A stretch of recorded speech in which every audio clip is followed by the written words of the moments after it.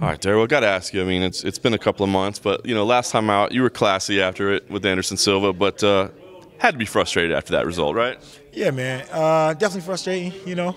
When you go in a fight and you fight the fight, you get through the fight, no matter how it goes. You go out there and lose, get TKO'd, you get TKO'd. But when it goes to the judges, you want to definitely be on the fair side of things, opposed to just a crazy decision. So. That's why I wonder, like, what lessons you can take out of it. Because as you said, you get knocked out, you make some technical adjustments. You get submitted, you make some technical adjustments. You lose on a judge's decision that kind of nobody understands. What adjustments can you make?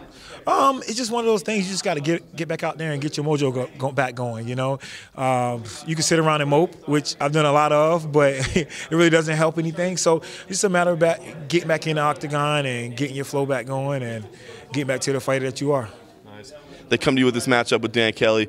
I think in some ways it shows a lot because even though you've got the losses, he's got the wins. So I think that shows that they're respecting you and kind of match you on the same way. At the same time, it was kind of a matchup that I think nobody saw coming. So when they came to you with the fight, what was your thoughts on it? Oh, I mean, I immediately thought of a tough guy, The guy keeps coming forward, and being that he's older and he's not really fast, he's not explosive, but he's one of those guys that can get the job done, I mean, he goes out and he beats young guys, he beats older guys, he beats former UFC champions. So you definitely got to respect the guy and understand he's going to be that guy just sticking around. He's going to be the tough guy, Yeah.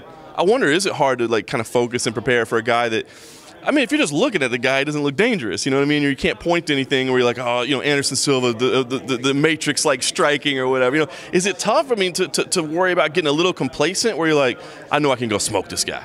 Nah, never complacent because, I like to think myself as a smart guy, and I understand why he's 13-1, why he's 5-1 in the UFC, why he's won 5 in a row, I know his reasons for that, He just don't show up in the octagon and just win fights, He's coming out in the octagon as an underdog every single time, and he's won, So you definitely, these are the type of fights that are more dangerous than the other ones, You got to make sure that you're doing the things you need to be doing in training camp and not forgetting it or underestimating the guy, because then, look at Rashad. I mean, you look in that fight, the first 2 minutes, everybody's laughing like, oh, Rashad's about to KO this dude any second. And then, as it go on farther, I mean, I'm looking at the fight. It was a split decision. I was like, wow, I thought it was 2-1, easy, Dan Kelly, So dude's going to be there, and I'm looking forward to that. Talk about every fight in the UFC is important, of course, but is this one really important for you to just get those losses out of your mouth and to kind of move forward? Oh, yeah, for sure.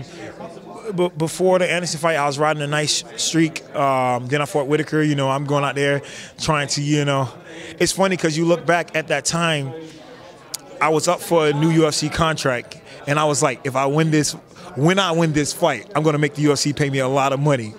And then I'm looking now, I'm like, maybe you should be more a part of the process than going out trying to get it done really quick. Like, I think a good fight I used to always kind of talk about was the Kat Gonzalez and Ronda Rousey fight. How would that fight have gone? I think Kat is a big, strong, physical chick. I think I seen her. I was seeing her taking Ronda down and being able to ground and pound her. That didn't happen. She went out there and tried to get it done too fast. It never. And then a couple fights later, Ronda loses, and she loses again, and it's like everybody found out the Ronda or whatever, which isn't really how it goes. But it's like, what could have happened if you would have been more a part of the process? And that's kind of, I look back and I kick myself. I'm like, man, I was definitely chasing money. I was chasing, a title shot where I should have just kept the steady road doing what I've been doing, and probably wouldn't be in this dumb situation right now. But it is what it is. Nice. Well, what's the focus now? I mean, when you see this fight playing out, do you feel like you're going to have to be ready for 15 minutes to grind with this guy, or do you feel like you can go kind of impose your will and get something done? Yeah, definitely. I can see myself getting a quick finish, or I can see myself going 15 minutes of grinding. And I think he mentioned, or he said in a couple of interviews, he's going to get me tired and finish me. I can grind pretty well, I think coming into this sport, everybody used to, I think my first couple of fights, people used to call me lay and pray, So I just been developing and being able to knock guys out and find openings, and sometimes getting a little bit too reckless, but I definitely can grind with the best of them.